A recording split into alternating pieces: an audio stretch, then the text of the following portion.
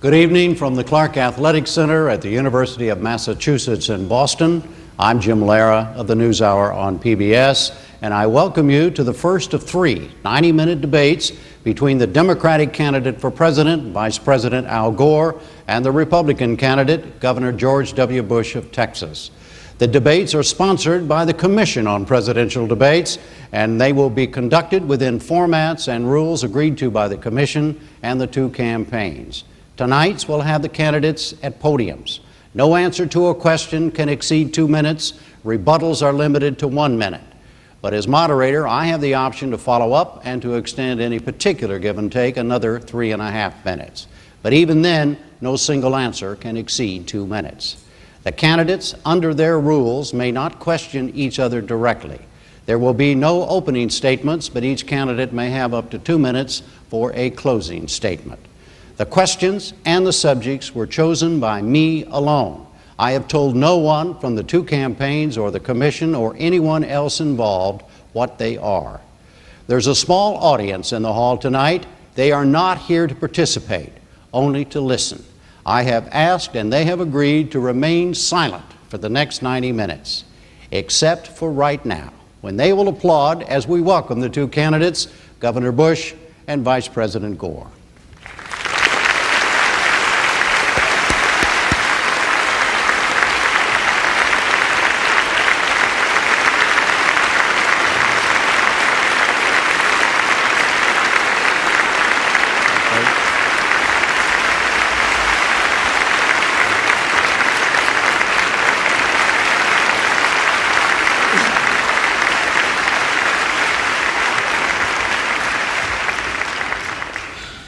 And now the first question, as determined by a flip of a coin, it goes to Vice President Gore.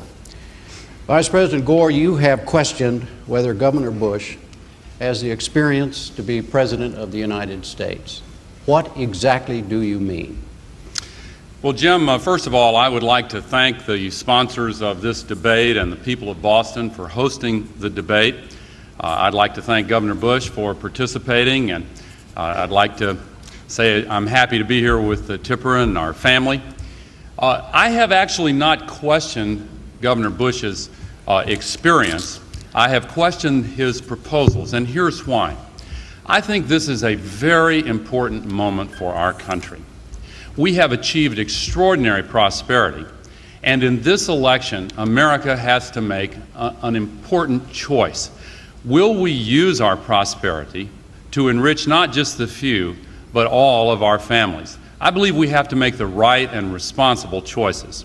If I'm entrusted with the presidency, here are the choices that I will make. I'll balance the budget every year. I will pay down the national debt. I will put Medicare and Social Security in a lockbox and protect them.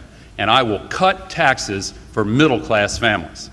I believe it's important to resist the temptation to squander our surplus. If we make the right choices, we can have a prosperity that endures and enriches all of our people.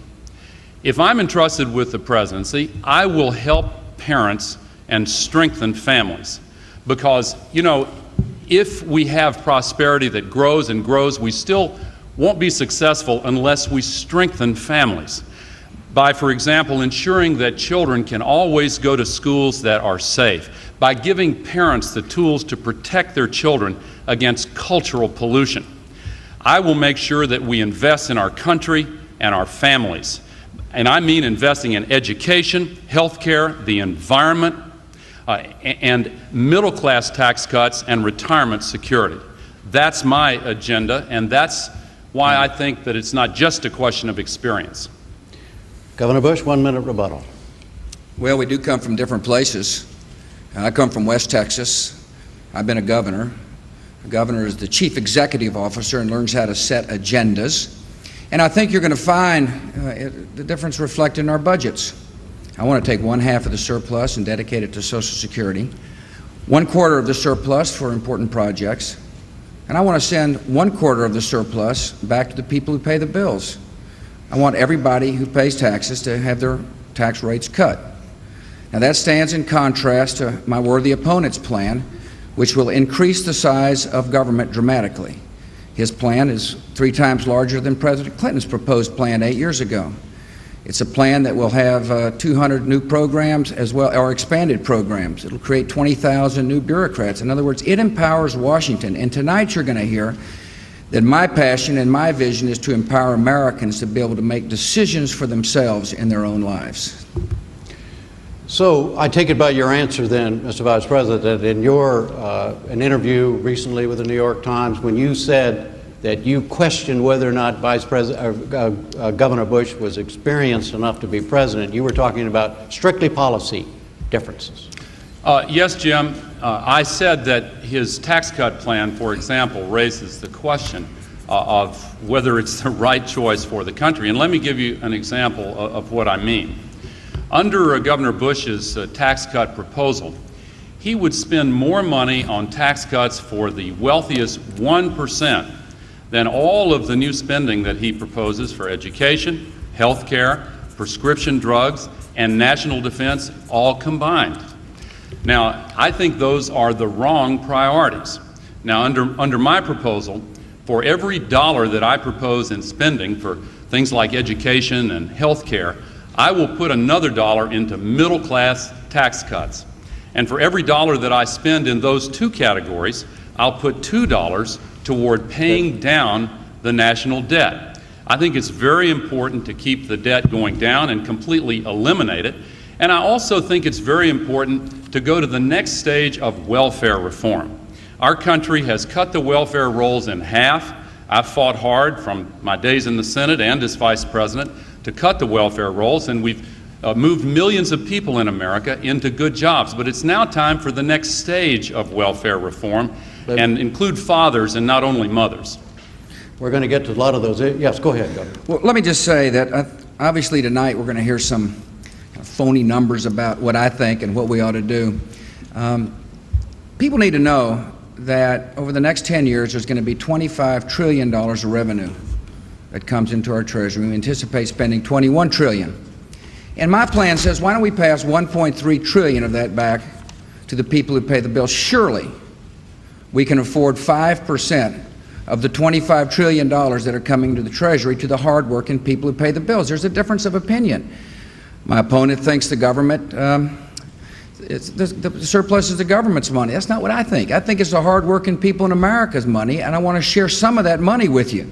So you've got more money to build and save and dream for your families. It's a difference of opinion. It's the difference between government making decisions for you and you getting more of your money to make decisions for yourself. Jim? So let me just follow up one quick question. When you hear Vice President Gore question your experience, do you read it the same way, that he's talking about policy differences only? Yes. I take him for his word. I mean, I fully recognize I'm not of Washington. I'm from Texas. And he's got a lot of experience, but so do I. And I've been the chief executive officer of the 2nd biggest state in the union. I've had a proud record of working with both Republicans and Democrats, which is what our nation needs. We need somebody who can come up to Washington and say, look, let's forget all the politics and all the finger pointing and get some positive things done on Medicare and prescription drugs and Social Security. And so I take him for his word.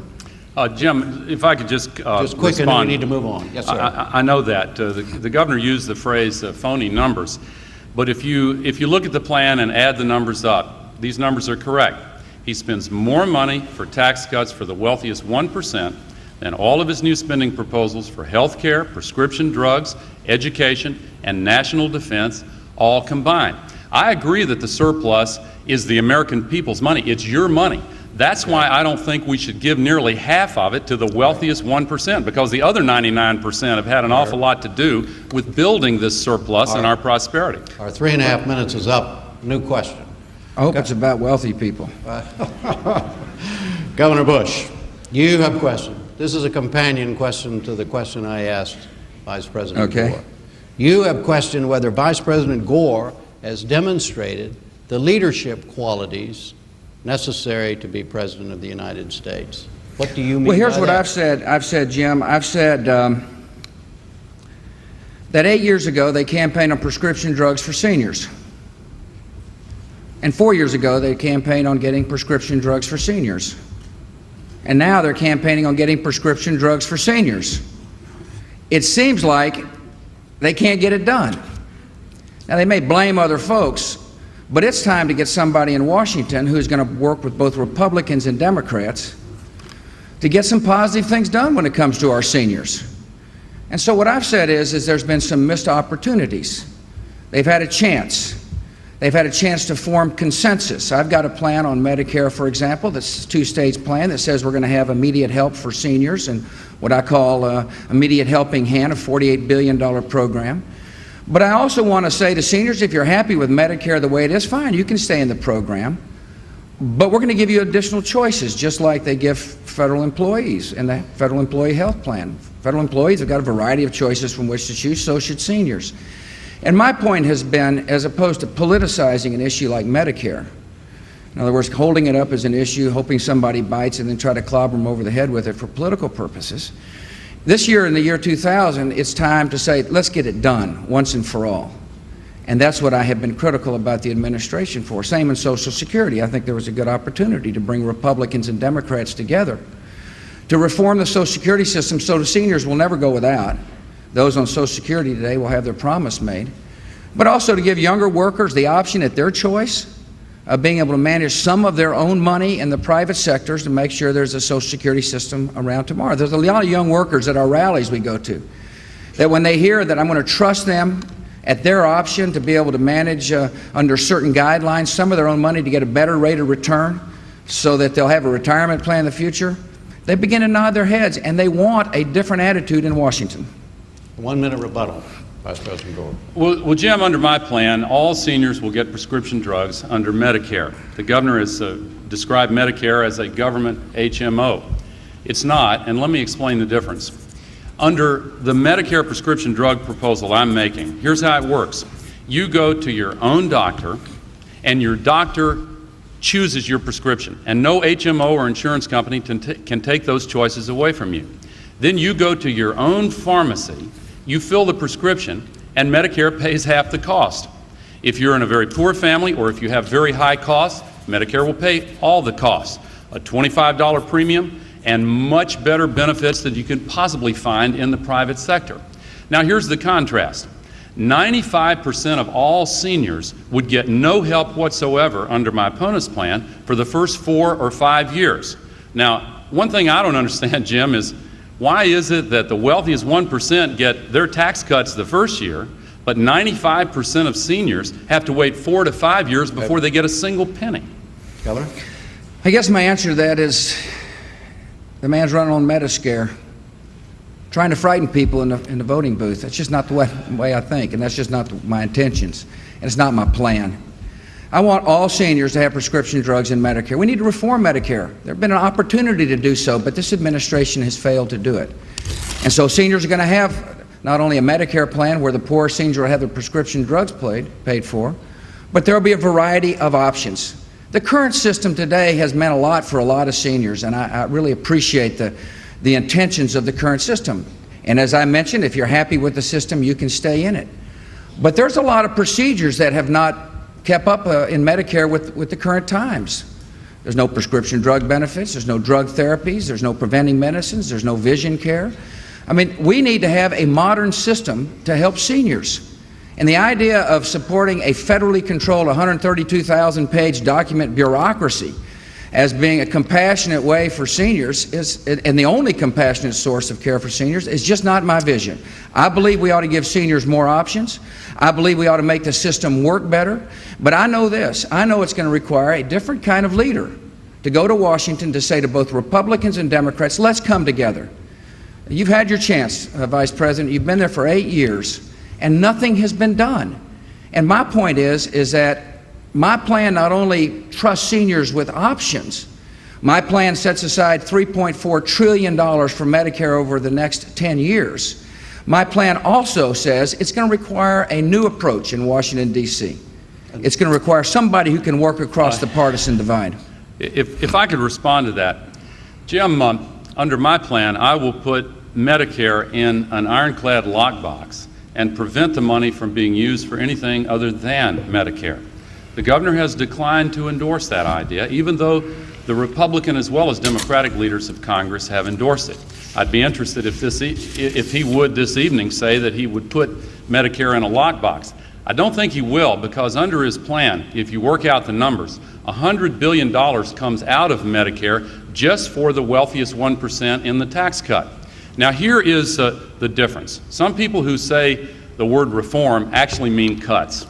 Under the governor's plan, if you kept the same fee-for-service that you have now under Medicare, your premiums would go up by between 18 and 47%, and that's the study of the congressional plan that he's modeled his proposal on by the Medicare actuaries. Let me just give you one quick example. There's a man here tonight named George McKinney from Milwaukee. He's 70 years old. He has high blood pressure. His wife has heart trouble. They have income of $25,000 a year. They cannot pay for their prescription drugs. And so they're some of the ones that go to Canada regularly in order to get their prescription drugs. Under my plan, half of their costs would be paid right away. Under Governor Bush's plan, they would get not one penny for 4 to 5 years, and then they would be forced to go into an HMO or to an insurance company and ask them for coverage, but there'd be no limit on the premiums or the deductibles or any of the terms and conditions. I cannot let this go by, the old-style Washington politics. We're going to scare you in the voting booth. Under my plan, the man gets immediate help with prescription drugs. It's called immediate helping hand. Instead of squabbling and finger-pointing, he gets immediate help. Let me say something. Now, I understand. Excuse me, Governor. Our Jim, 3.5 minutes is up, but we'll finish that. Can I make one other point? Wait a minute. They get $25,000 a year income. That makes them ineligible. Look, this is a man, he's got great numbers. He talks about numbers. I'm beginning to think not only did he invent the internet, but he invented the calculator. It's fuzzy math. It's a trying to scare people in the voting booth. Under my tax plan that he continues to criticize, I set a third. No, the federal government should take no more than a third of anybody's check. But I also dropped the bottom rate from 15% to 10%. Because by far the vast majority of the help goes to people at the bottom end of the economic ladder. If you're a family of 4 in Massachusetts making $50,000, you get a 50% cut in the federal income taxes you pay. It's from $4,000 to about $2,000. Now the difference in our plans is I want that $2,000 to go to you. All right, let me. And the Vice President would like to be spending the $2,000 on your behalf. One quick thing. Gentlemen, these are your rules. I'm doing my best. We're way over the 3.5. I have no problems with it, but do you want to have a quick response and we'll move on? We're already to almost 5 minutes on this. Yeah, all right? I mean, it's just clear. You can go to the website and look.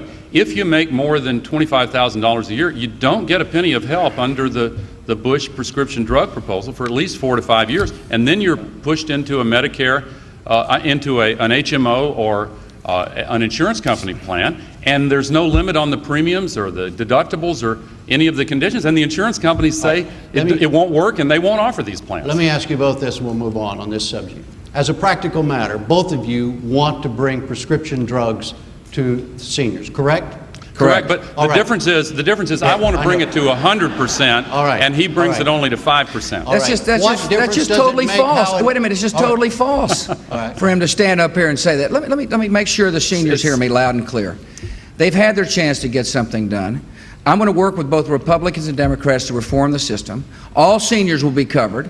All poor seniors will have their prescription drugs paid for. In the meantime, we're going to have a plan to help poor seniors. And in the meantime, could be 1 year or 2 years. Okay. I don't know. Let me call your attention to the key word there. He said all poor seniors. No, wait a minute. All seniors are covered under prescription drugs in my plan. In the first year? If we can get it done in the first year, you bet. Yours is phased in 8 years. No. It's a 2-phase plan, Jim. And for the first 4 years, it takes a year to pass it. And then for the first 4 years, only the poor are covered. Middle-class seniors like George McKinney and his wife are not covered for 4 to 5 years. I've got an idea. Okay. If you have any more to say about this, you can say it in your closing statements. Okay. We'll move on, okay? New question.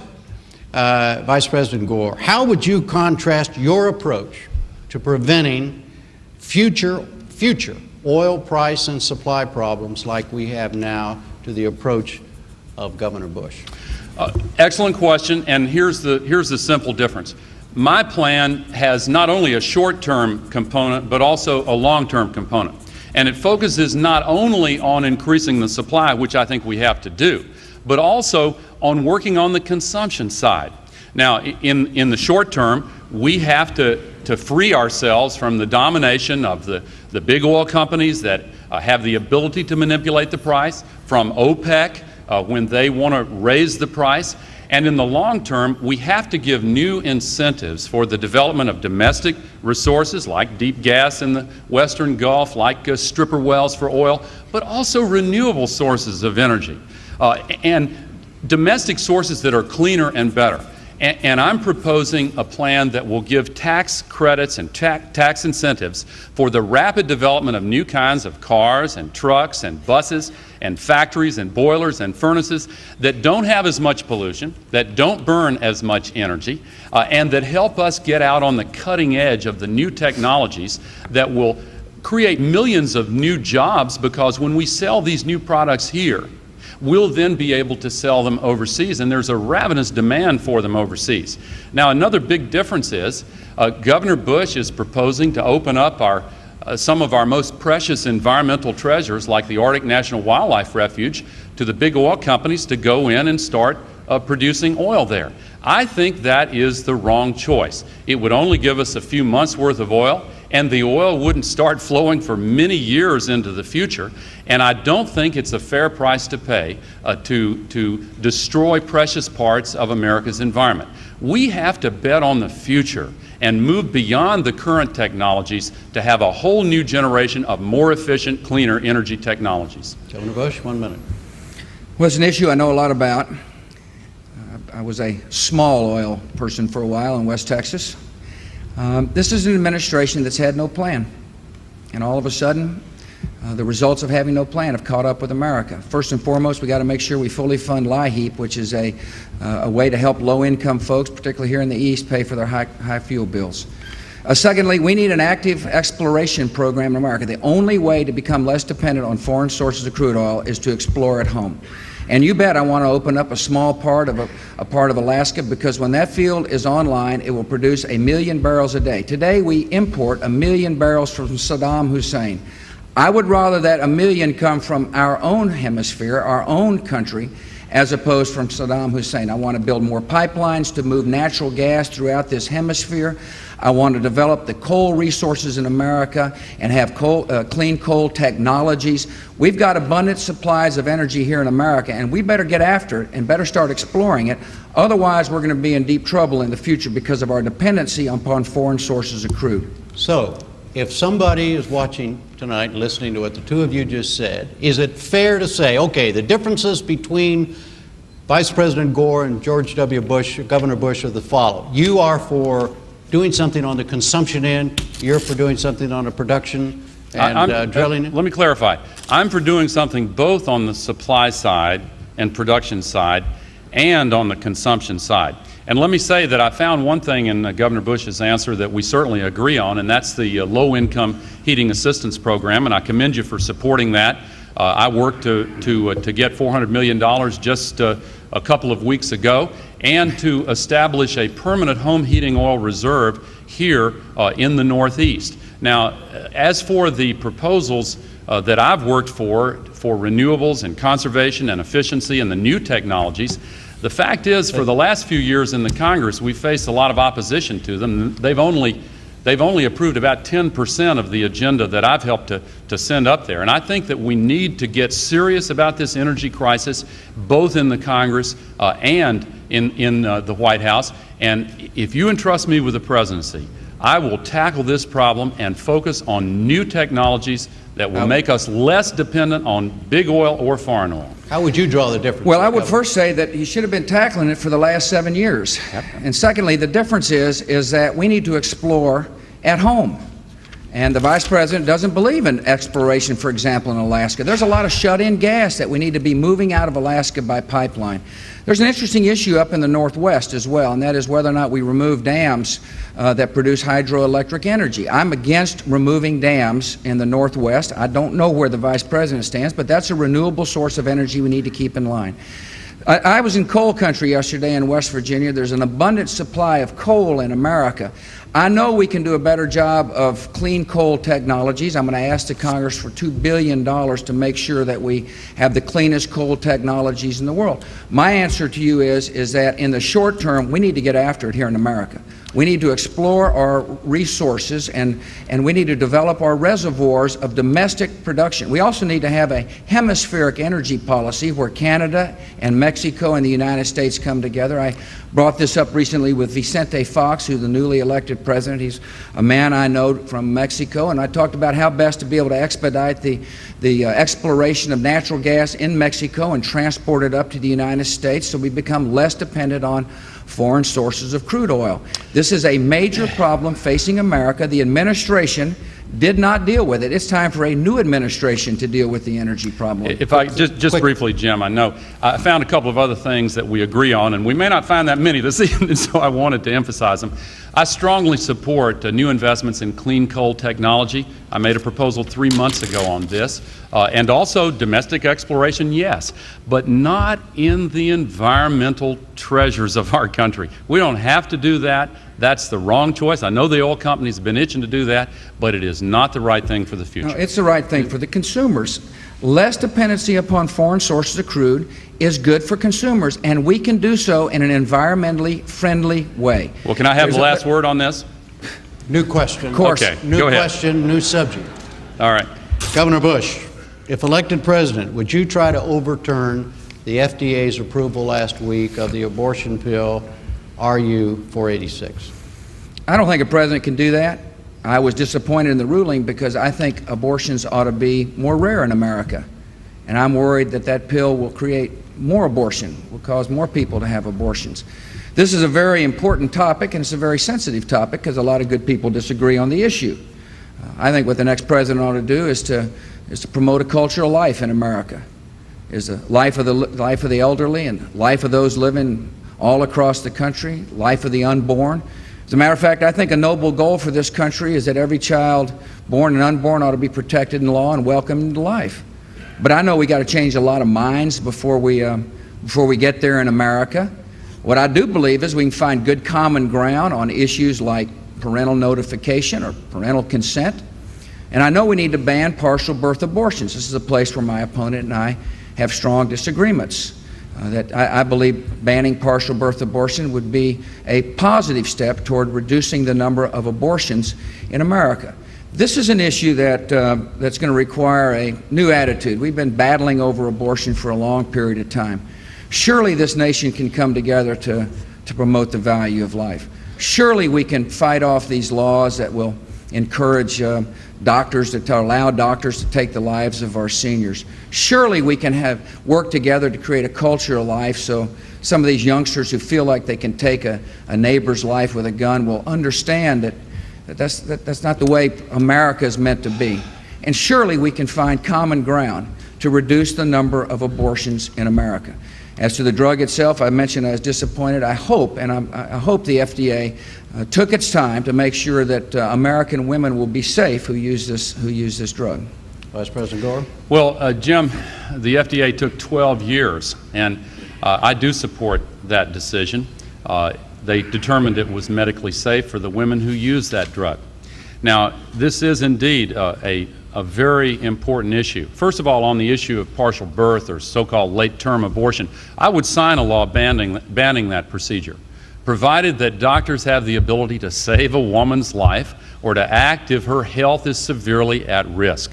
And that's not the main issue. The main issue is whether or not the Roe v. Wade decision is going to be overturned. I support a woman's right to choose. My opponent does not. It is important because the next president is going to appoint 3, maybe even 4 justices of the Supreme Court. And Governor Bush has declared to the anti-choice groups that he will appoint justices in the mold of Scalia and Clarence Thomas, who are known for being the most vigorous opponents of a woman's right to choose. Here's the difference. He trusts the government to order a woman to do what it thinks she ought to do. I trust women to make the decisions that affect their lives, their destinies, and their bodies. And I think a woman's right to choose ought to be protected and defended. Governor, I will go to the Supreme Court question in a moment, but make sure I understand your position on RU 486. If you're elected president, will you, not through appointments to the FDA, you won't support legislation to overturn this? I don't think a president can unilaterally overturn it. I think the FDA's made its decision. But it means you wouldn't through appointments to the FDA and ask them to reappraise it? I think once the decision's made, it's been made. Now, unless it's proven to be unsafe to women. Well, Jim, you know, the question you asked, if I heard you correctly, was would he support legislation to overturn it? And if I heard the statement day before yesterday, you said you would order, he said he would order his FDA appointee to review the decision. And now that sounds to me a little bit different. And I just think that we ought to support the decision. I said I would make sure that women would be safe who use the drug. All right, on the Supreme Court question, should a voter assume, you're pro-life, you just stated your position. Should a voter assume that all judicial appointments you make to the Supreme Court or any other court, federal court, will also be pro-life? Voters should assume that I have no litmus test on that issue or any other issue. But the voters will know I'll put competent judges on the bench, people who will strictly interpret the Constitution and will not use the bench to write social policy. And that's going to be a big difference between my opponent and me. I believe that the judges ought not to take the place of the legislative branch of government, that they're appointed for life, and that they ought to look at the Constitution as sacred. They shouldn't misuse their bench. I don't believe in liberal activist judges. I believe in strict constructionists, and those are the kind of judges I will appoint. I've named 4 Supreme Court judges in the state of Texas, and I would ask the people to check out their qualifications, their deliberations. They're good, solid men and women who have made good, sound judgments on behalf of the people of Texas. What kind of appointment should they expect from you? Both of us use similar language to reach an exactly opposite outcome. I don't favor litmus tests, but I know that there are ways to assess how a potential justice interprets the Constitution, and in my view, the Constitution ought to be interpreted as a document that grows with our country and our history. And I believe, for example, that there is a right of privacy in the Fourth Amendment, and when the phrase strict constructionist is used, and when the names of Scalia and Thomas are used as benchmarks for who would be appointed, those are code words, and nobody should mistake this, for saying that the governor would appoint people who would overturn Roe v. Wade. I mean, it's very clear to me, and I would appoint people who have a philosophy that I think would make it quite likely that they would uphold Roe v. Wade. Is the Vice President right? Is that a code word for overturning Roe v. Wade? Sounds like the Vice President's not very right many times tonight. I've just told you the criterion in which I'll appoint judges. I've had a record of appointing judges in the state of Texas. That's what a governor gets to do. A governor gets to name Supreme Court judges, and I've given him my. He also reads all kinds of things into my tax plan, into my Medicare plan, and I just want the viewers out there to listen to what I have to say about it. That's a yes. Reverse it is the a code. Reverse the question. What code phrases should we read by what you said about what kind of people you will appoint to the U.S. It'll be very likely that they'd uphold Roe v. Wade, but I do believe it's wrong to use a litmus test. But if you look at the history of a lower court judge's rulings, you can get a pretty good idea of how they're going to interpret questions. Now, a lot of questions are of first impression, and these questions that have been seen many times come up in a new context, and so. But, you know, this is a very important issue because a lot of young women in this country take this right for granted, and it could be lost. It is on the ballot in this election. Make no mistake about it. I'll tell you what kind of judges he'll put on there. He'll put liberal activist judges who will use their bench to subvert the legislature. That's what he'll do. That's not right. New subject, new question. Vice President Gore, President Milosevic of Yugoslavia refuses to accept the election results and leave office. What action, if any, should the United States take to get him out of there? Well, Milosevic has lost the election. His opponent, Kostunica, has won the election. It's overwhelming. Milosevic's government refuses to release the vote count. There's now a general strike going on. They're demonstrating. I think we should support the people of Serbia and the Yugoslavia, as they call Serbia plus Montenegro, and put pressure in every way possible to recognize the lawful outcome of the election. The people of Serbia have acted very bravely in kicking this guy out of office. Now he is trying to not release the votes and then go straight to a so-called runoff election without even announcing the results of the first vote. Now, we've made it clear, along with our allies, that when Milosevic leaves, then Serbia will be able to have a more normal relationship with the rest of the world. That is a very strong incentive that we have given them to do the right thing. Bear in mind also, Milosevic has been indicted as a war criminal, and he should be held accountable for his actions. Now, we have to take measured steps because the sentiment within Serbia is, for understandable reasons, still against the United States, because their nationalism has led, even if they don't like Milosevic, they still have some feelings lingering from the NATO action there. So we have to be intelligent in the way we go about it. But make no mistake about it, we should do everything we can to see that the will of the Serbian people expressed in this extraordinary election is done. And I hope that he'll be out of office very shortly. Governor Bush, 1 minute. Well, I'm pleased with the results of the election. As the Vice President is, it's time for the man to go. And it means that the United States must have a strong diplomatic hand with our friends in NATO. That's why it's important to make sure our alliances are as strong as they possibly can be to keep the pressure on Mr. Milosevic. But this will be an interesting moment for the Russians to step up and lead as well. It'll be a wonderful time for the President of Russia to step into the Balkans and convince Mr. Milosevic it's in his best interest and his country's best interest to leave office. The Russians have got a lot of sway in that part of the world, and we'd like to see them use that sway to encourage democracy to take hold. And so it's an encouraging election. It's time for the man to leave. But what if he doesn't leave, Mr. Bush? What if all the things, all the diplomatic efforts, all the pressure from all over the world, and he still doesn't go? Is this the kind of thing, to be specific, that you as president would consider the use of U.S. military force to get him gone? In this particular situation, no. Bear in mind that we have a lot of sanctions in force against Serbia right now. And the people of Serbia know that they can escape all those sanctions if this guy is turned out of power. Now, I understand what the governor has said about asking the Russians to be involved, and under some circumstances that might be a good idea. But being as they have not yet been willing to recognize Kostunica as the lawful winner of the election, I'm not sure that it's right for us to invite the president of Russia to mediate this dispute there, because we might not like the result that comes out of that. They currently favor going forward with a runoff election.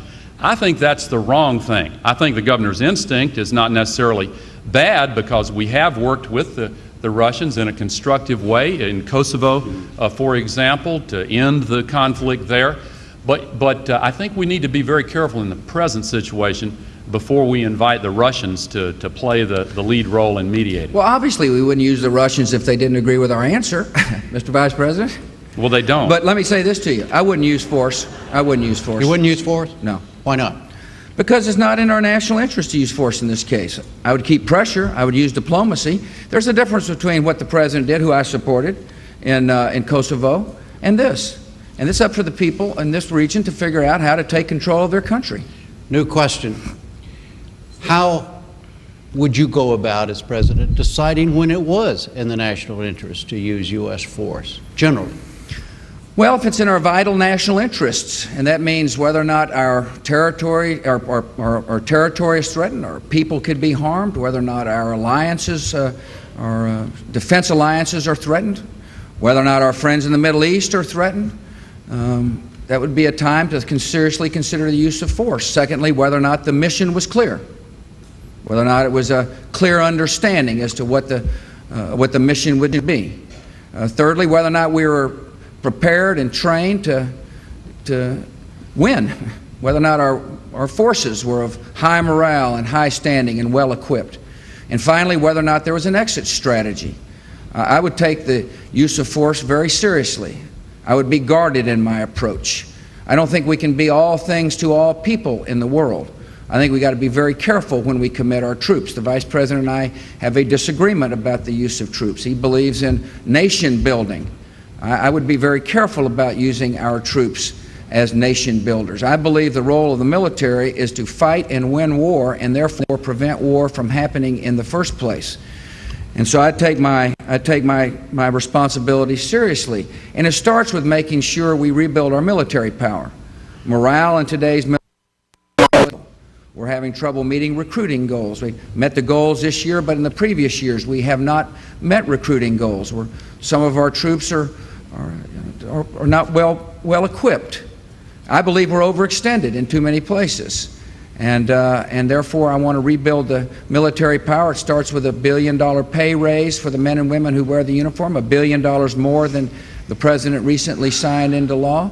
It's to make sure our troops are well housed and well equipped, bonus plans to keep some of our high-skilled folks in the services, and a commander-in-chief who clearly sets the mission. And the mission is to fight and win war, and therefore prevent war from happening in the first place. Vice President Gore, 1 minute. Let me tell you what I'll do. First of all, I want to make it clear, our military is the strongest, best trained, best equipped, best led fighting force in the world and in the history of the world. Nobody should have any doubt about that, least of all our adversaries or potential adversaries. If you entrust me with the presidency, I will do whatever is necessary in order to make sure our forces stay the strongest in the world. In fact, in my 10-year budget proposal, I have set aside more than twice as much for this purpose as Governor Bush has in his proposal. Now, I think we should be reluctant to get involved in some place in a foreign country. But if our national security is at stake, if we have allies, if we've tried every other course, if we're sure military action will succeed, and if the costs are proportionate to the benefits, we should get involved. Now, just because we don't want to get involved everywhere doesn't mean we should back off anywhere it comes up. And I disagree with the proposal that maybe only when oil supplies are at stake then our national security is at risk. I think that there are situations like in Bosnia or Kosovo where there's a genocide where our national security is at stake there. Governor. I agree that our military is the strongest in the world today. That's not the question. The question is, it will be the strongest in years to come. And the warning signs are real. Everywhere I go around the campaign trail, I see people moms and dads whose son or daughter may wear the uniform, and they tell me about how discouraged their son or daughter may be. If recent poll was taken amongst 1,000 enlisted personnel, as well as officers, over half of whom are going to leave the service when their time of enlistment is up. The captains are leaving the service. There is a problem, and it's going to require a new commander-in-chief to rebuild the military power. The other day, I was honored to be flanked by Colin Powell and General Norman Schwarzkopf, who stood by my side and agreed with me.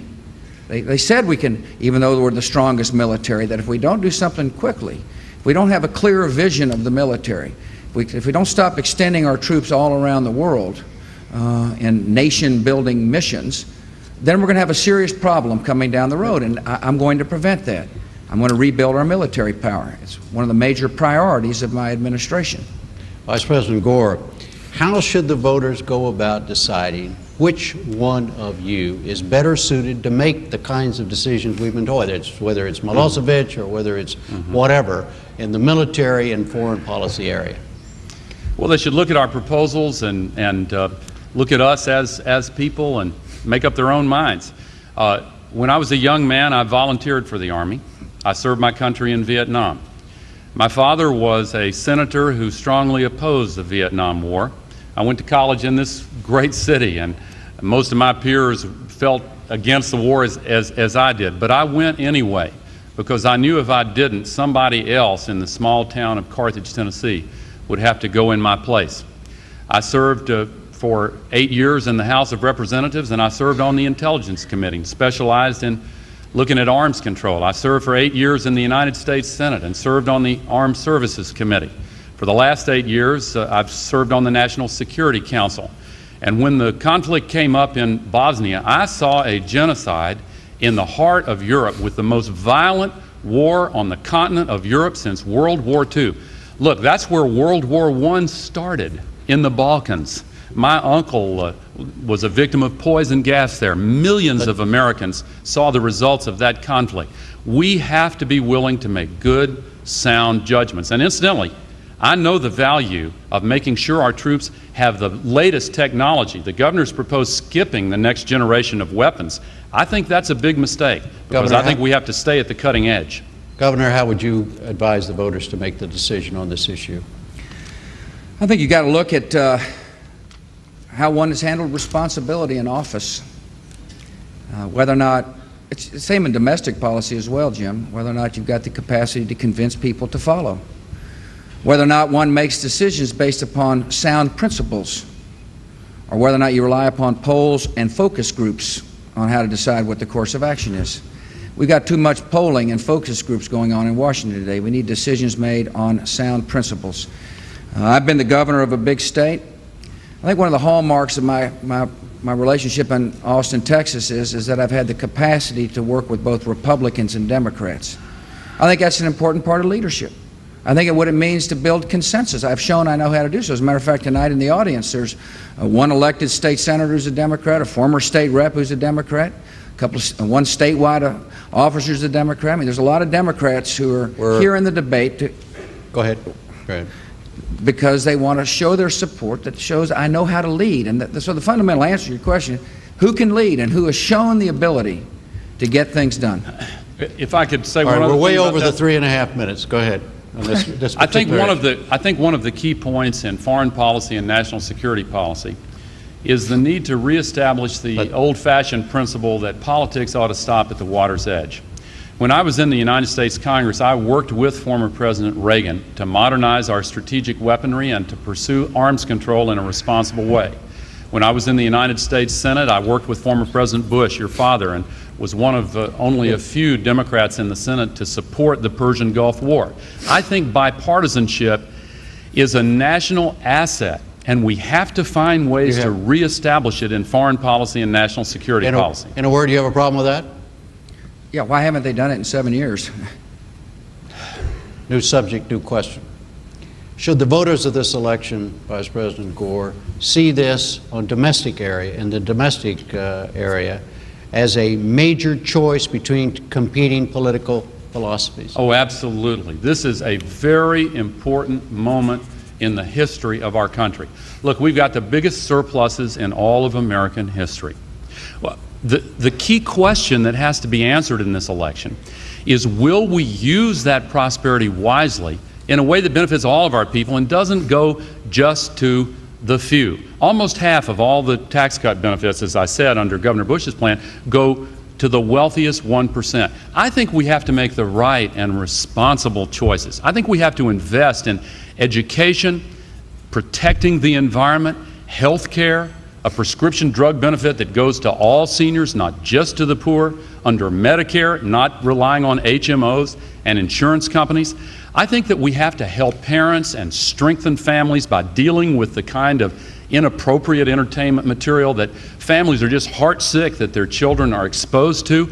I think we have got to have welfare reform taken to the next stage. I think that we have got to balance the budget every single year, pay down the national debt, and in fact, under my proposal, the national debt will be completely eliminated by the year 2012. I think we need to put Medicare and Social Security in a lockbox. The governor will not put Medicare in a lockbox. I don't think it should be used as a piggy bank for other programs. I think it needs to be moved out of the budget and protected. I'll veto anything that takes money out of Social Security or Medicare for anything other than Social Security or Medicare. Now, the priorities are just very different. I'll give you a couple of examples.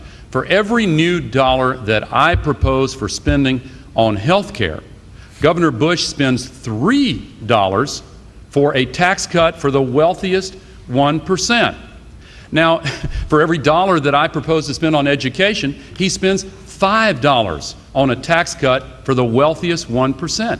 Those are very clear differences. Governor? 1 minute. Man's practicing fuzzy math again. There's differences.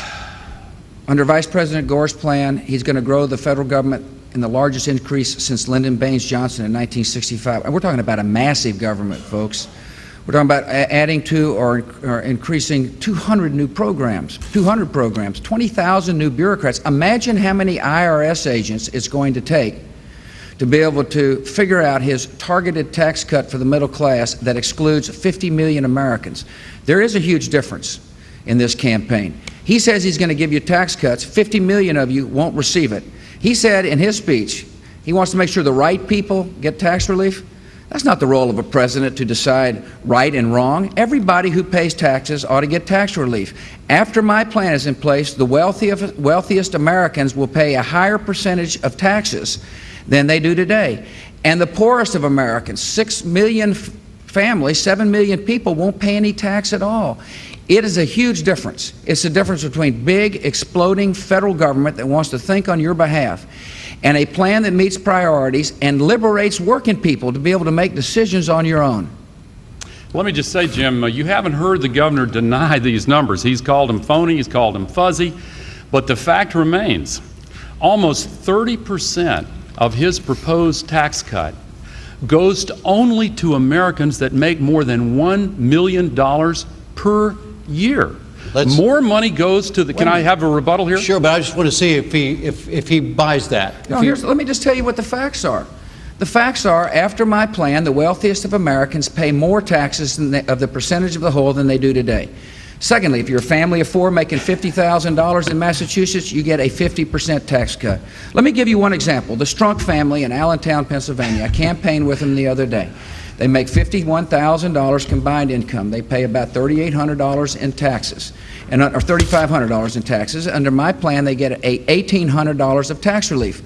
Under Vice President Gore's plan, they give $145 of tax relief. Now, you tell me who stands on the side of the rich. You asked the Strunks. You asked the Strunks. If I could get my whose plan it makes more sense, and there's a difference of opinion. He would rather spend the Strunks $1,800, and I would rather the Strunks spend your own money. You see it that way, Vice President? No, I don't, and I'm not going to go to calling names on his facts. I'm just going to tell you what the real facts are. The analysis that he's talking about leaves out more than half of the tax cuts that I have proposed. And if you just add the numbers up, he still hasn't denied it. He spends more money on a tax cut for the wealthiest 1% than all of his new proposals for prescription drugs, health care, education, and national defense combined. Now, those are the wrong priorities. $665 billion over 10 years for the wealthiest 1%. Now, and as I said, almost 30% of it goes to Americans that make more than $1 million per year. Every middle-class family is eligible for a tax cut under my proposal. Let me give you some specific examples. I believe that college tuition up to $10,000 a year ought to be tax deductible so middle-class families can choose to send their children to college.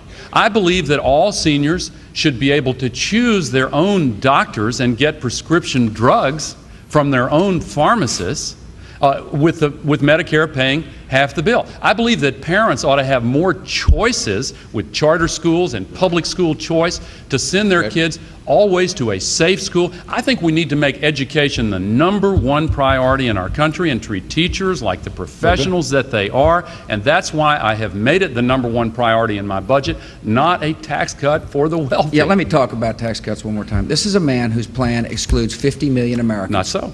He doesn't believe that, well, take for example the marriage penalty. If you itemize your tax return, you get no marriage penalty relief. He picks and chooses. He decides who the right people are. It's a fundamental difference of opinion. I want my fellow Americans to hear one more time. We're going to spend $25 trillion. We're going to collect $25 trillion of revenue over the next 10 years. And we're going to project it to spend $21 trillion. Now, surely we can send 5% of that back to you all who pay the bills. There is a problem. I want to say something, Jim. Wait a minute. Okay. This man's been disparaging my plan with all this Washington fuzzy math. I want you to hear a problem we've got in America. If you're a single mother making $22,000 a year and you've got 2 children, under this tax code, For every additional dollar you make, you pay a higher marginal rate on that dollar than someone making $200,000 a year, and that is not right. And so my plan drops the rate from 15% to 10% and increases the child credit from $500 to $1,000 to make the code more fair for everybody, not just a few, not just a handful. Everybody who pays taxes ought to get some relief. All right, having cleared that up, we're going to a new question. Education. Governor Bush, both of you have promised dramatically to change dramatically public education in this country. But of the public money spent on education, only 6% of it is federal money. Right. You want to change 100% of public education with 6% of the money. Is that possible? Well, I tell you, we can make a huge difference by saying if you receive federal money, we expect you to show results. Let me give you a story about public ed, if I might, Jim. It's about KIPP Academy in Houston, Texas. It's a charter school run by some people from Teach for America. Young folks that said, well, I'm going to do something good for my country. I want to teach. A guy named Michael runs the school. It's a school full of so-called at-risk children. So it's how we unfortunately label certain children. It means basically they can't learn. It's a school of strong discipline and high standards. It's one of the best schools in Houston. And here are the key ingredients: high expectations, strong accountability. What Michael says is, don't put all these rules on us. Just let us teach and hold us accountable for every grade. And that's what we do. And as a result, these young, mainly Hispanic youngsters, are some of the best learners in Houston, Texas. That's my vision for public education all around America. Many of you viewers don't know, but Laura and I sent our girls to public school. We went to Austin High School, and many of the public schools are meeting the call. But unfortunately, a lot of schools are trapping children in schools that just won't teach and won't change. So here's the role of the federal government. One is to change Head Start into a reading program. Two is to say that if you want to access reading money, you can do so, because the goal is for every single child to learn to read. There must be K-2 diagnostic tools. There's teacher training money available. Three, we've got to consolidate federal programs to free districts, to free the schools, to encourage innovators like Michael, to let schools reach out beyond the confines of the current structure to recruit teach for the children type teachers.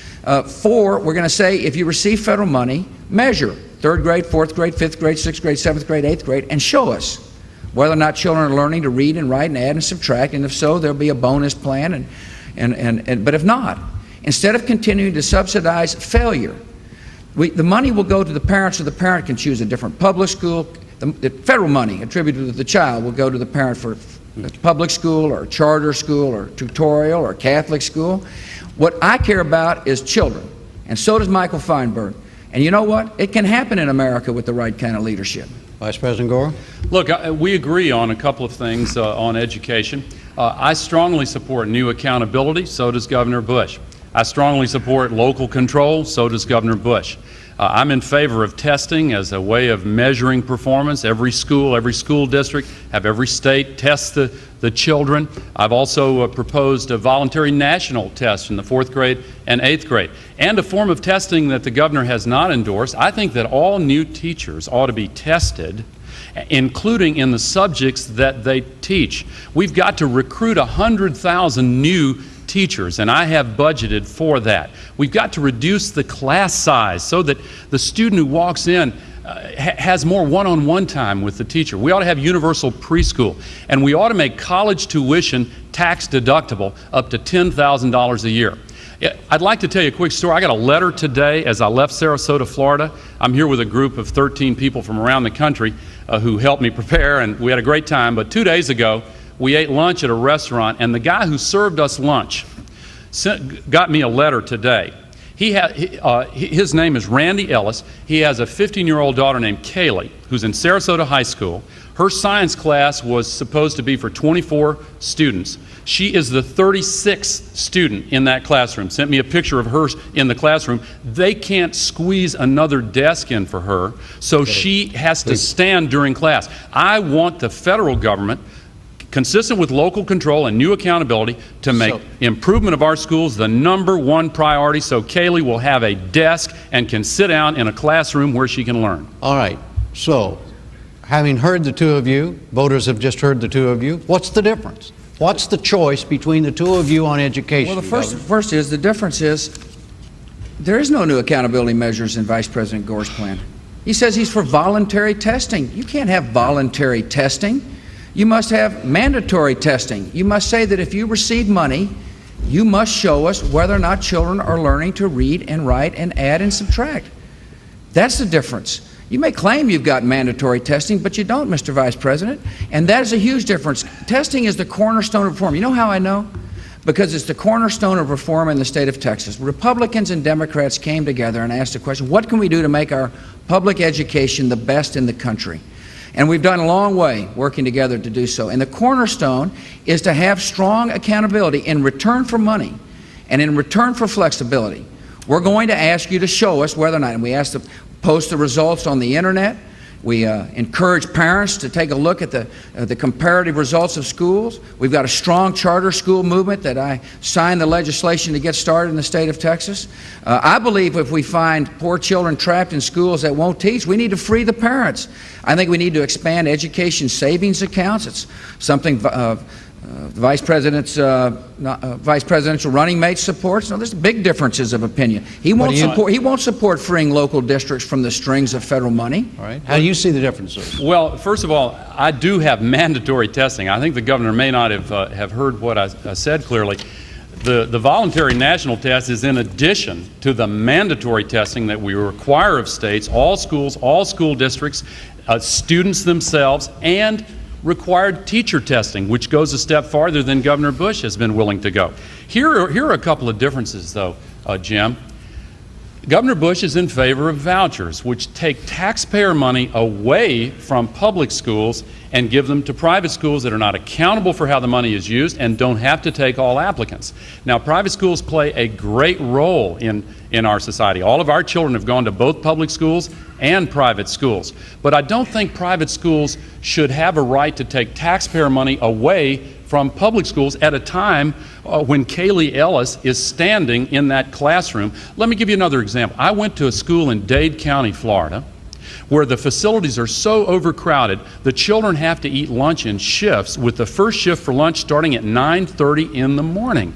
Look, this is a funding crisis all around the country. There are fewer parents of school-age children in the vote as a percentage of the voting population, and there's the largest generation of students ever. We're in an information age when learning is more important than ever. 90% of our kids go to public schools. We have to make it the #1 priority. Modernize our schools, reduce the class size, recruit new teachers, give every child a chance to learn with one-on-one time in a quality, high-quality, safe school. If it's a failing school, shut it down and reopen it under a new principal with a turnaround team of specialists, the way Governor Jim Hunt does in North Carolina. Here's another difference. The governor, if it's a failing school, would leave the children in that failing school for 3 years and then give a little bit of money to the parents, a down payment on a down payment for private school tuition, and pretend that that would be enough for them to go out and go to a private school. It's an illusion. Well, wait a minute. 30 seconds, Governor. Right. Okay. Okay. Yeah. First of all, most good governance is at the state level. See, here's the mentality. I'm going to make the state do this. I'm going to make the state do that. All I'm saying is if you spend money, show us results, and test every year, which you do not do, Mr. Vice President. You do not test every year. You can say you do in the cameras, but you don't, unless you've changed your plan here on the stage. Secondly, and you need to test every year, because that's where you determine whether or not children are progressing to excellence. Secondly, one of the things that we've got to be careful about in politics is throwing money at a system that has not yet been reformed. More money is needed, and I spend more money. But step one is to make sure we reform the system, to have the system in place that leaves no child behind, to stop this business about asking, gosh, how old are you? If you're 10, we're going to put you here. If we're 12, we'll put you here. And start asking the question, what do you know? And if you don't know what you're supposed to know, we'll make sure you do early before it is too late. New question. We've been talking about a lot of specific issues. It's often said that in the final analysis, about 90% of being the President of the United States is dealing with the unexpected, not with issues that came up in the campaign. Vice President Gore, can you point to a decision, an action you have taken that illustrates your ability to handle the unexpected, the crisis under fire, etc.?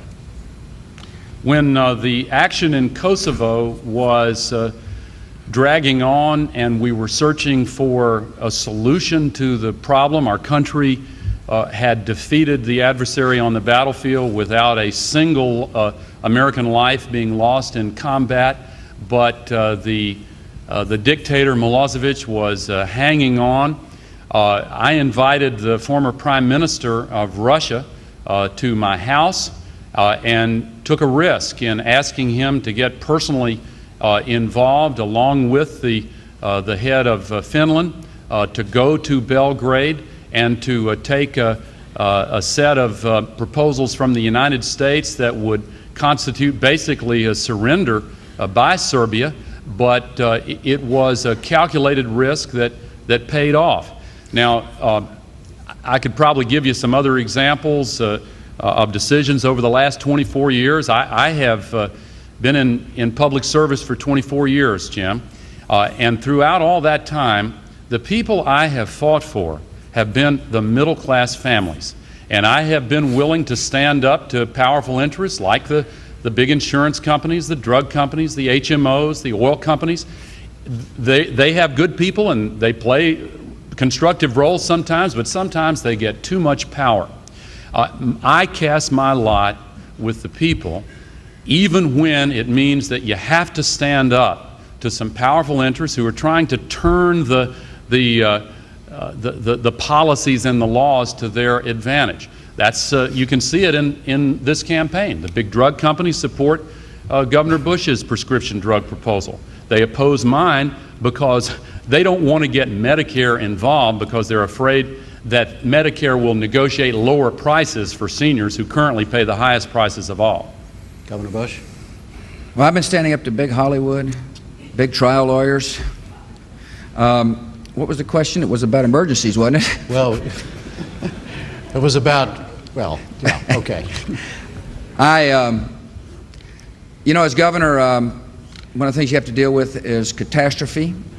I can remember the fires that swept Parker County, Texas. I remember the floods that swept our state. I remember going down to Del Rio, Texas. And I've got to pay the administration a compliment. James Lee Witt of FEMA has done a really good job of working with governors during times of crisis.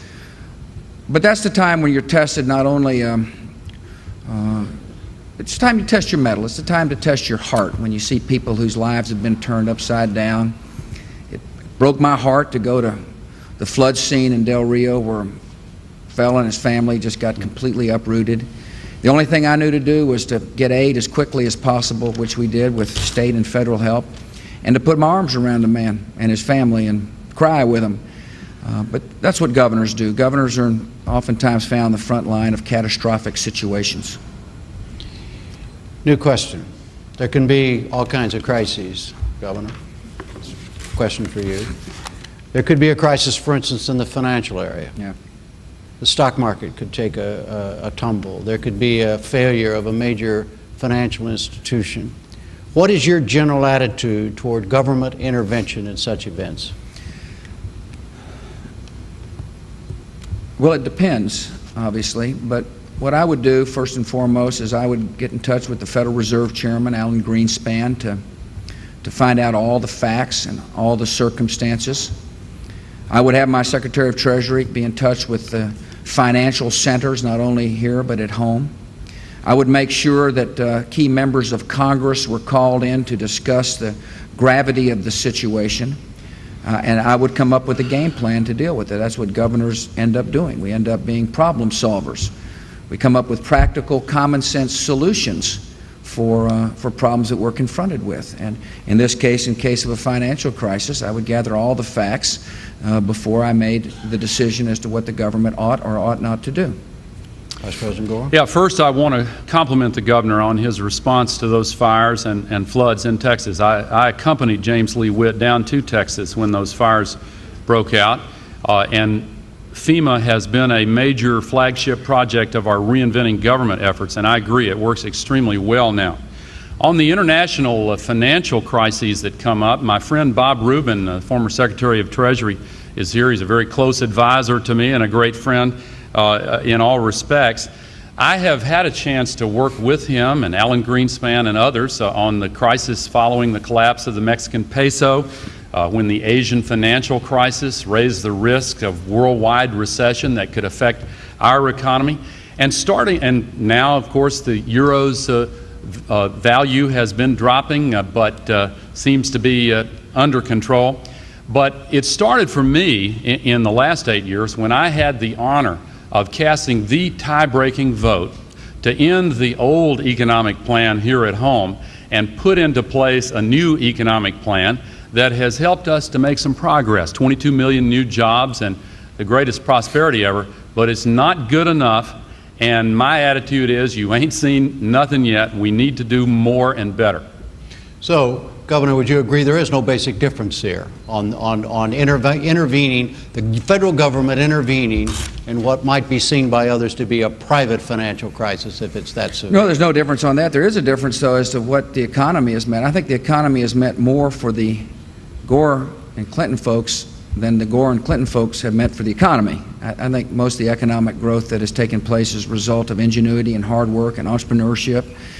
And that's the role of governments, to encourage that. But in terms of the response to the question, no. Okay. Can I comment on that? You may. See, you know, I think that the American people deserve credit for the great economy that we have, and it's their ingenuity. I agree with that. But you know, they were working pretty hard 8 years ago, and they had ingenuity 8 years ago. The difference is we've got a new policy, and instead of concentrating on tax cuts mostly for the wealthy,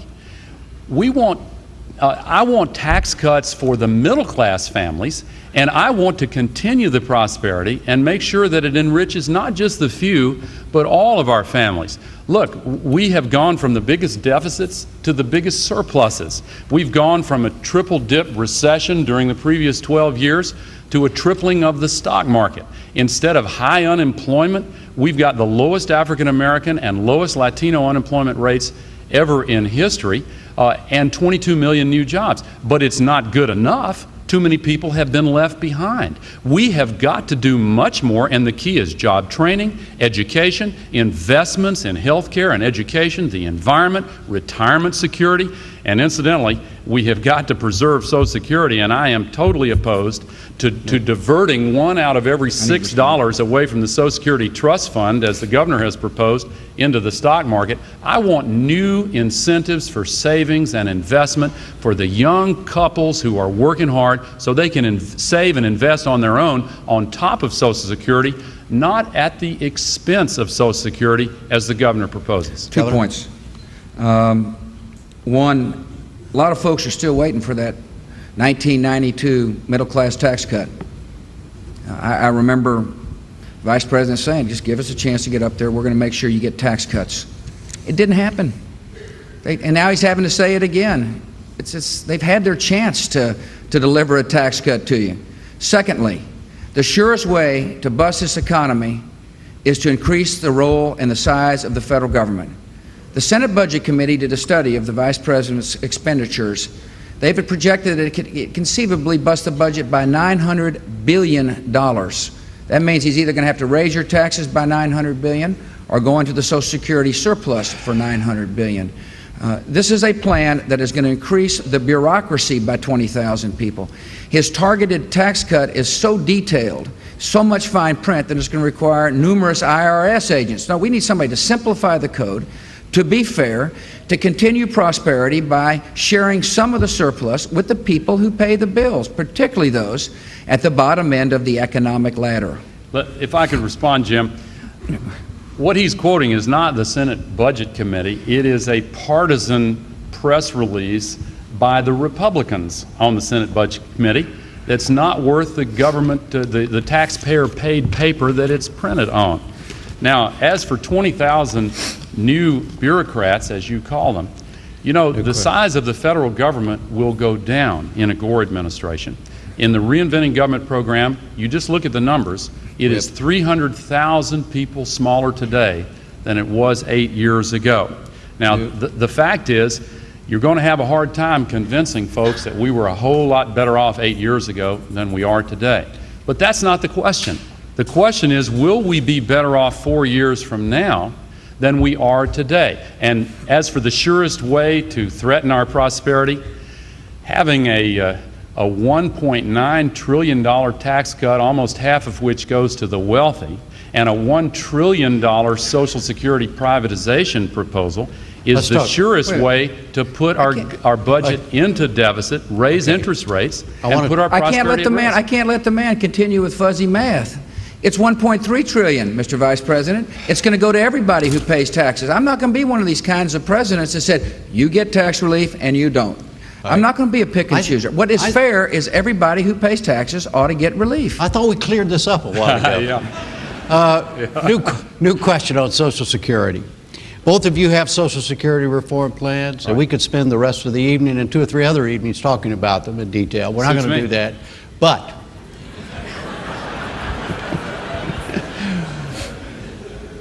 many experts, including Federal Reserve Chairman Greenspan, Vice President Gore, say that it will be impossible for either of you, essentially, to keep the system viable on its own during the coming baby boomer retirement onslaught without either reducing benefits or increasing taxes. Do you disagree? I do disagree, because if we can keep our prosperity going, if we can continue balancing the budget and paying down the debt, then the strong economy it keeps generating surpluses.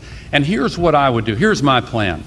I will keep Social Security in a lockbox, and that pays down the national debt, and the interest savings I would put right back into Social Security. That extends the life of Social Security for 55 years. Now, I think that it's very important to understand that cutting benefits under Social Security means that people like Winifred Skinner from Des Moines, Iowa, who's here, would really have a much harder time, because there are millions of seniors who are living almost hand to mouth.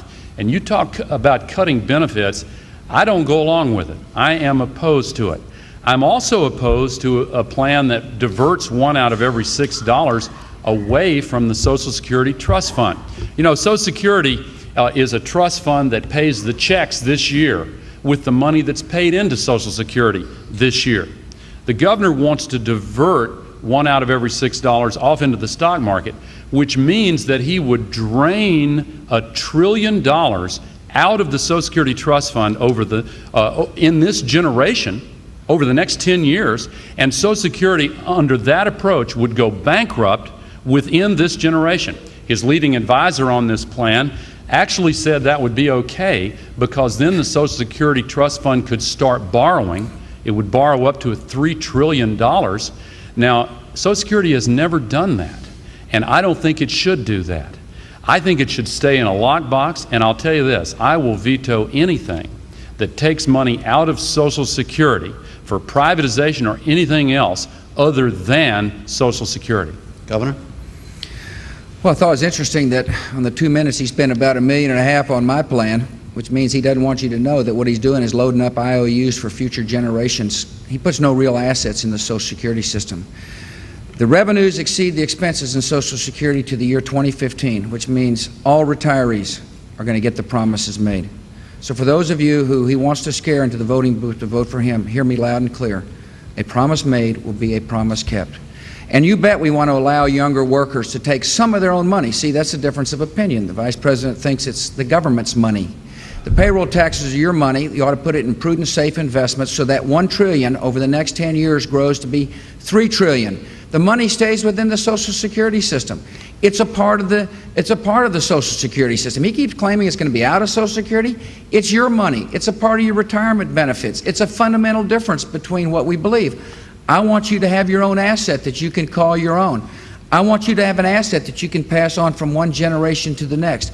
I want to get a better rate of return for your own money than the paltry 2% that the current Social Security Trust gets today.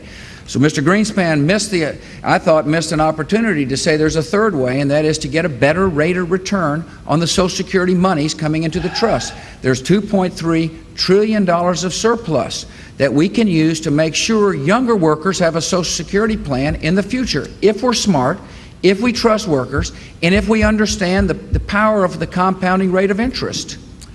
Here's the difference. I give a new incentive for younger workers to save their own money and invest their own money, but not at the expense of Social Security, on top of Social Security. My plan is Social Security plus. The governor's plan is Social Security minus.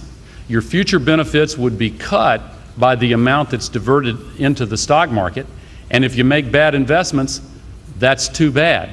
But even before then, the problem hits, because the money contributed to Social Security this year is an entitlement. That's how it works. And the money is used to pay the benefits for seniors this year. If you cut the amount going in, $1 out of every $6, then you have to cut the value of each check by $1 out of every $6 unless you come up with the money from somewhere else. I would like to know from the governor, I know we're not supposed to ask each other questions, but I'd be interested in knowing, does that $1 trillion come from the trust fund, or does it come from the rest of the budget? No. There's enough money to pay seniors today in the current affairs of Social Security. The trillion comes from the surplus. Surplus is more money than needed. Let me tell you what your plan is. It's not Social Security plus, it's Social Security plus huge debt is what it is. You leave future generations with tremendous IOUs. It's time to have a leader that doesn't put off, tomorrow what we should do today. It's time to have somebody to step up and say, look, let's let younger workers take some of their own money and under certain guidelines invest it in the private markets. The safest of federal investments yields 4%. That's twice the amount of rate of return than the current Social Security trust does. There's a fundamental difference of opinion here, folks. Younger worker after younger worker. Here's my call that says I trust you. And you know what? The issue is changing because seniors now understand that the promise made will be a promise kept. But younger workers now understand we better have a government that trusts them. And that's exactly what I'm going to do. Could I respond to that, Jim? This is a big issue. This is a big issue. Could we do another round on it? We're almost out of time. Well, just briefly, when FDR established Social Security, they didn't call them IOUs. They called it the full faith and credit of the United States. If you don't have trust in that, I do. And if you take it out of the surplus in the trust fund, that means the trust fund goes bankrupt in this generation within 20 years. Go ahead. Well, this is a government that thinks a 2% rate of return on your money is satisfactory. It's not. This is a government that says younger workers can't possibly have their own asset. We need to think differently about the issue. We need to make sure our seniors get the promise made. But I want to tell you, if we don't trust younger workers to manage some of their own money with the Social Security surplus, to grow from $1 trillion to $3 trillion, it's going to be impossible to bridge the gap without what Mr. Gore's plan will do, causing huge payroll taxes or major benefit reductions. New question. Yes, sir. Governor Bush, are there issues of character that distinguish you from Vice President Gore? Well, man loves his wife, and I appreciate that a lot, and I love mine. And the man loves his family a lot, and I appreciate that because I love my family. I think the thing that discouraged me about the Vice President was uttering those famous words, no controlling legal authority. I felt like that there needed to be a better sense of responsibility of what was going on in the White House. I believe they've moved that sign, the buck stops here from the Oval Office desk to the buck stops here on the Lincoln bedroom, and that's not good for the country. It's not right. We need to have a new look about how we conduct ourselves in office. There's a huge trust. I see it all the time when people come up to me and say, I don't want you to let me down again. And we can do better than the past administration has done.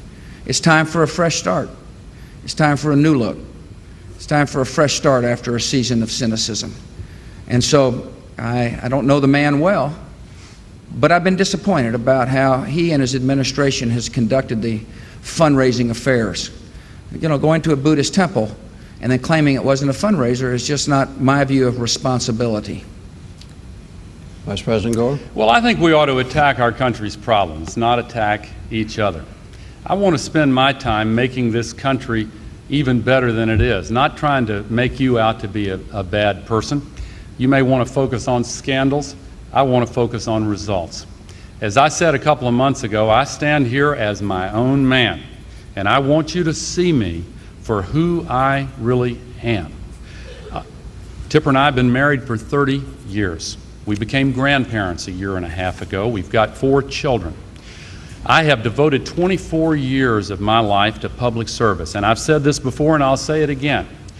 If you entrust me with the presidency, I may not be the most exciting politician, but I will work hard for you every day. I will fight for middle-class families and working men and women, and I will never let you down. So, Governor, what are you saying when you mention the fundraising scandals or the fundraising charges that involved Vice President Gore? What are you saying that the voters should take from that that's relevant to this I just election? think they ought to factor it in when they make their decision in the voting booth. Who can do a better job? Pardon me? In what way? Well, I just, I think that people need to be held responsible for the actions they take in life. Yeah. I think that. Go ahead, excuse me. Well, I think that's part of the need for a cultural change. We need to say that each of us need to be responsible for what we do, and people in the highest office of the land must be responsible for decisions they make in life. And that's the way I've conducted myself as governor of Texas, and that's the way I'll conduct myself as president of the United States, should I be fortunate enough to earn your vote. Are you saying all of this is irrelevant, Vice President Gore, to this election? I think the American people should take into account who we are as individuals, what our experience is, what our positions on the issues are, what our proposals are. I am asking you again to see me for who I really am. I'm offering you my own vision, my own experience, my own proposals. And incidentally, one of them is this. This current campaign financing system has not reflected credit on anybody in either party. And that's one of the reasons I've said before, and I'll pledge here tonight. If I'm president, the very first bill that Joe Lieberman and I will send to the United States Congress is the McCain-Feingold Campaign Finance Reform Bill. And the reason it's that important is that all of the other issues, whether prescription drugs for all seniors that are opposed by the drug companies, or the Patient's Bill of Rights to take the decisions away from the HMOs and give them to the doctors and nurses opposed by the HMOs and insurance companies, all of these other proposals are going to be a lot easier to get passed for the American people if we limit the influence of special interest money and give democracy back to the American people. And I wish Governor Bush would join me this evening in endorsing the McCain-Feingold Campaign Finance Reform Bill. Governor Bush? You know, this man has no credibility on the issue. As a matter of fact, I read in the New York Times where he said he co-sponsored the McCain-Feingold Campaign fundraising bill. But he wasn't in the Senate with Senator Feingold. And so, look, what you need to know about me is I'm going to uphold the law. I'm going to have an attorney general that enforces the law. That it's the time for campaign funding reform is after the election. This man has outspent me. The special interests are outspending me, and I am not going to lay down my arms in the middle of a campaign for somebody who has got no credibility on the issue. Senator McCain said in, excuse me one sec, Vice President Gore. Senator McCain said in August, it doesn't matter which one of you is President of the United States in January, there's going to be blood on the floor of the United States Senate, and he's going to tie up the United States Senate until campaign finance reform is passed that includes a ban on soft money. First of all, would you support that effort by him, or would you sign a bill that is finally passed that included? Well, I would support an effort to ban corporate soft money and labor union soft money so long as there was dues checkoff. I've campaigned on this ever since the primaries. I believe there needs to be instant disclosure on the internet as to who's given to whom. I think we need to fully enforce the law. I mean, I think we need to have an attorney general that says if laws are broken, we'll enforce the law. Be strict about it. Be firm about it. Look, Governor Bush, you have attacked my character and credibility, and I am not going to respond in kind. I think we ought to focus on the problems and not attack each other. And one of the serious problems, hear me well, is that our system of government is being undermined by too much influence coming from special interest money. We have to get a handle on it. And like John McCain, I have learned from experience, and it's not a new position for me.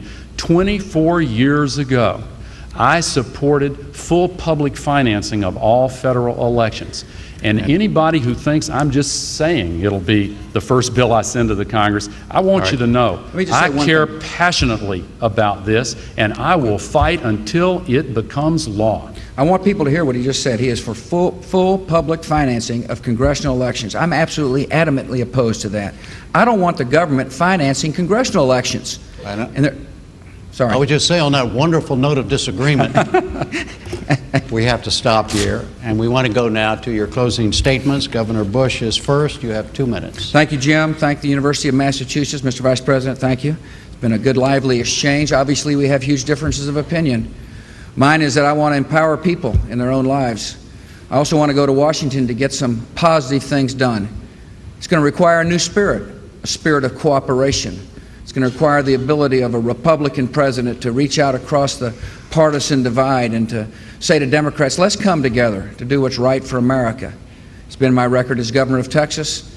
It'll be how I conduct myself if fortunate enough to earn your vote as President of the United States. I want to finally get something done on Medicare. I want to make sure prescription drugs are available for all seniors. And I want seniors to have additional choices when it comes to choosing their health care plans. I want to finally get something done on Social Security. I want to make sure that seniors have the promise made will be a promise kept, but I want younger workers to be able to manage some of their own money, some of their own payroll taxes in the private sector under certain guidelines to get a better rate of return on your own money. I want to rebuild our military to keep the peace. I want to have a strong hand when it comes to the United States and world affairs. I don't want to try to put our troops in all places at all times. I don't want to be the world's policeman. I want to be the world's peacemaker by having a military of high morale and a military that's well equipped. I want to have anti-ballistic missile systems to protect ourselves and our allies from a rogue nation that may try to hold us hostage or blackmail a friend. I also want to make sure our education system fulfills its hope and promise. I've had a strong record of working with Democrats and Republicans in Texas to make sure no child is left behind. I understand the limited role of the federal government, but it can be a constructive role when it comes to reform by insisting that there be strong accountability systems. Now, my intentions are to earn your vote and earn your confidence. I'm asking for your vote. I want you to be on my team, and for those of you working, thanks from the bottom of my heart. And for those of you making up your mind, I'd be honored to have your support. Vice President Gore, 2 minutes. I want to thank everybody who watched and listened tonight, because this is indeed a crucial time in American history. We're at a fork in the road. We have this incredible prosperity, but a lot of people have been left behind. And we have a very important decision to make. Will we use the prosperity to enrich all of our families and not just the few? One important way of looking at this is to ask, who are you going to fight for? Throughout my career in public service, I have fought for the working men and women of this country, middle-class families. Why? Because you are the ones who have the hardest time paying taxes, the hardest time making ends meet. You are the ones who are making car payments and mortgage payments and doing right by your kids, and a lot of times there are powerful forces arrayed against you. And make no mistake about it, they do have undue influence in Washington, D.C., and it makes a difference if you have a president who will fight for you. I know one thing about the position of president. It's the only position in our Constitution that's filled by an individual who is given the responsibility to fight not just for one state or one district or the well-connected or wealthy, but to fight for all of the people, including especially those who most need somebody who will stand up and take on whatever powerful forces might stand in the way. There's a woman named Winifred Skinner here tonight from Iowa. I mentioned her earlier. She's 79 years old. She has Social Security. I'm not going to cut her benefits or support any proposal that would. She gets a small pension, but in order to pay for her prescription drug benefits, she has to go out 7 days a week, several hours a day, picking up cans. She came all the way from Iowa in a Winnebago with her poodle in order to attend here tonight. And I want to tell her, I am going to fight for a prescription drug benefit for all seniors, and I'm going to fight for the people of this country for a prosperity that benefits all. And we will continue this dialogue next week on October the 11th at Wake Forest University in Winston-Salem, North Carolina. The format then will be more informal, more conversational, with the two candidates seated at a table with me. The third will be October 17th at Washington University in St. Louis, and that will follow a town hall type format. Also ahead, the day after tomorrow, on October 5th, there's the 90-minute debate between the Democratic candidate for Vice President, Senator Joe Lieberman, and the Republican candidate, former Secretary of Defense Dick Cheney. It will be held at Center College in Danville, Kentucky. The moderator will be Bernard Shaw of CNN. Thank you, Governor Bush, Vice President Gore. See you next week. And for now, from Boston, I'm Jim Lara. Thank you and good night.